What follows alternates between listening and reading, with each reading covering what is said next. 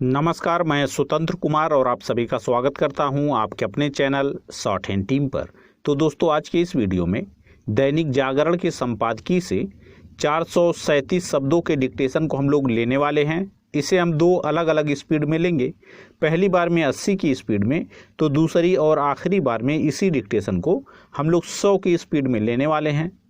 अगर आपको इस डिक्टेशन के पीडीएफ की ज़रूरत है या इसमें आए हुए महत्वपूर्ण शब्दों के आउटलाइंस को भी जानना चाहते हैं, तो आप हमारे टेलीग्राम ग्रुप को ज़रूर ज्वाइन कर लें। ग्रुप का लिंक इसी वीडियो के ठीक नीचे डिस्क्रिप्शन बॉक्स में आपको मिल जाएगा। तो 80 की स्पीड में आपका डिक्टेशन स्टार्ट होगा 5 सेकेंड के बाद। तब तक के लिए आप रेडी रहें।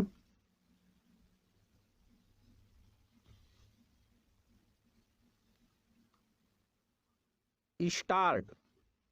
पाकिस्तान में तेजी से बदलती राजनीतिक परिस्थितियां यही संकेत कर रही हैं कि प्रधानमंत्री इमरान खान को किसी भी समय सत्ता से बाहर होना पड़ सकता है। इसका कारण केवल यह नहीं कि उनके सहयोगी एक एक कर उनका साथ छोड़ते जा रहे हैं, बल्कि यह भी है कि उस सेना ने उनकी मदद करने से इनकार कर दिया जो उन्हें छल बल से सत्ता में लाई थी। इमरान खान सत्ता में बने रहें या फिर उससे हाथ धो बैठें, पाकिस्तान जिन कठिन हालात से दो चार है, उनमें सुधार आने के आसार कम ही हैं। इसलिए कम हैं क्योंकि पाकिस्तान ने एक ओर जहां खुद को चीन के उपनिवेश में तब्दील कर लिया है, वहीं अपनी समस्त समस्याओं के लिए पश्चिम को दोष देने में लगा हुआ है।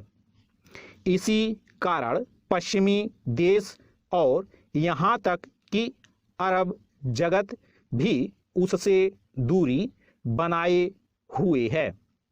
आर्थिक बदहाली से बुरी तरह ग्रस्त होने के बाद भी पाकिस्तान न तो तालिबान की पैरवी करने से बाज आ रहा है और न ही किस्म किस्म के आतंकी संगठनों को पालने पोसने से। पाकिस्तान में सत्ता में कोई रहे, उसे अपनी सेना के हिसाब से ही चलना होगा। जो ऐसा नहीं करेगा उसका वही हश्र होगा जो आसिफ जरदारी और नवाज शरीफ का हुआ या फिर इमरान खान का होने जा रहा है। पैरा।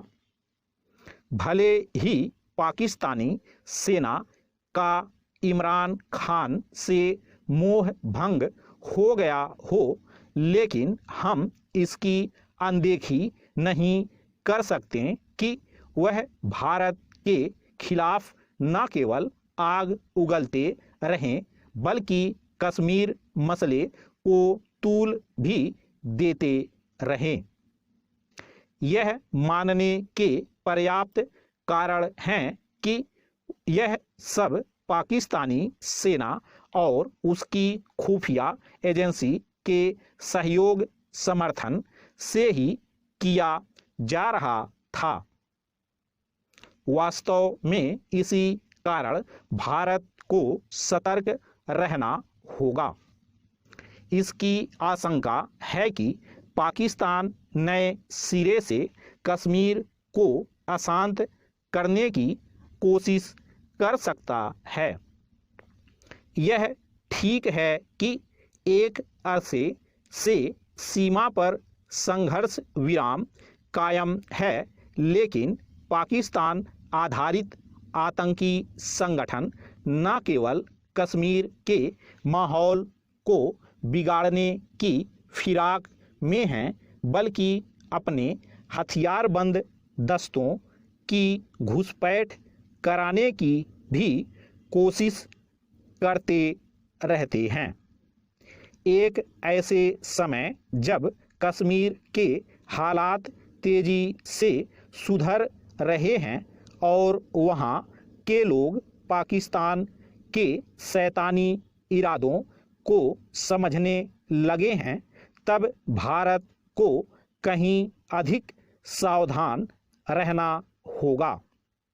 इसी के साथ यह भी सुनिश्चित करना होगा कि पाकिस्तान प्रत्यक्ष या परोक्ष रूप से कश्मीर में हस्तक्षेप न करने पाए।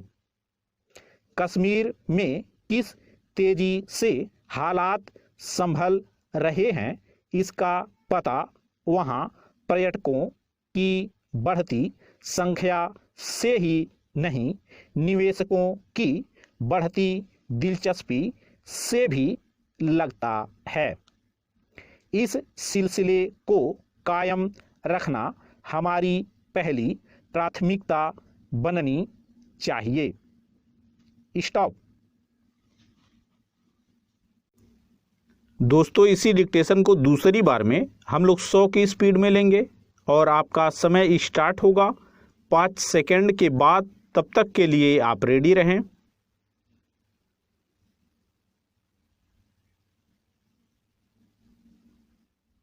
स्टार्ट। पाकिस्तान में तेजी से बदलती राजनीतिक परिस्थितियां यही संकेत कर रही हैं कि प्रधानमंत्री इमरान खान को किसी भी समय सत्ता से बाहर होना पड़ सकता है।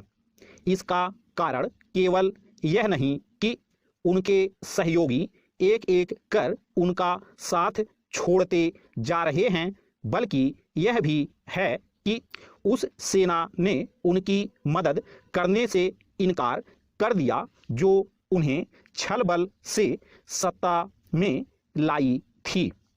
इमरान खान सत्ता में बने रहें या फिर उससे हाथ धो बैठें, पाकिस्तान जिन कठिन हालात से दो चार है, उनमें सुधार आने के आसार कम ही हैं।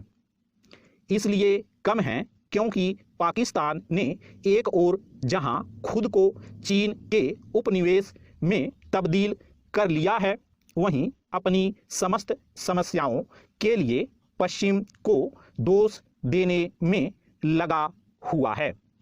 इसी कारण पश्चिमी देश और यहाँ तक कि अरब जगत भी उससे दूरी बनाए हुए है। आर्थिक बदहाली से बुरी तरह ग्रस्त होने के बाद भी पाकिस्तान न तो तालिबान की पैरवी करने से बाज आ रहा है और न ही किस्म किस्म के आतंकी संगठनों को पालने पोसने से।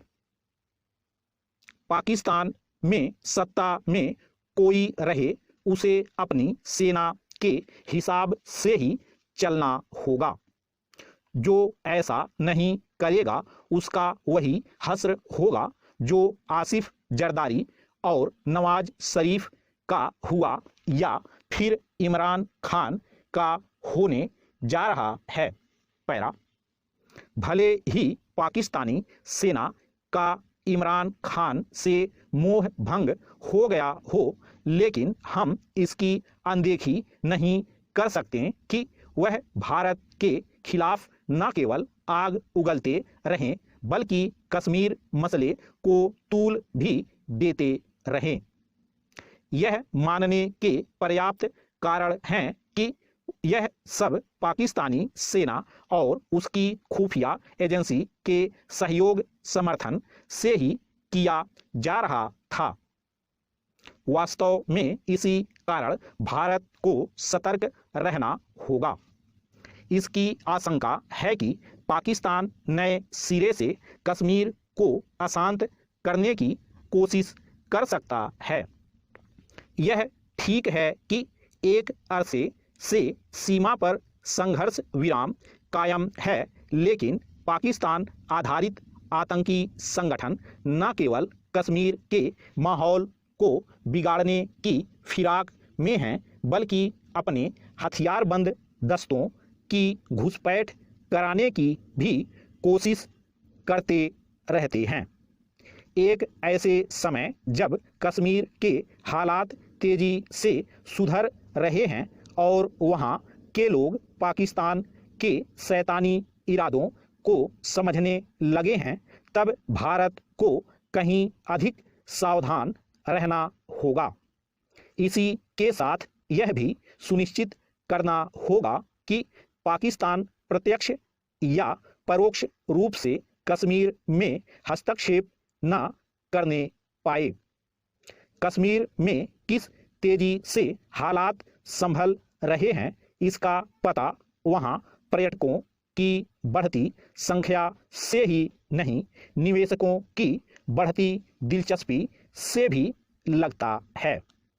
इस सिलसिले को कायम रखना हमारी पहली प्राथमिकता बननी चाहिए। स्टॉप।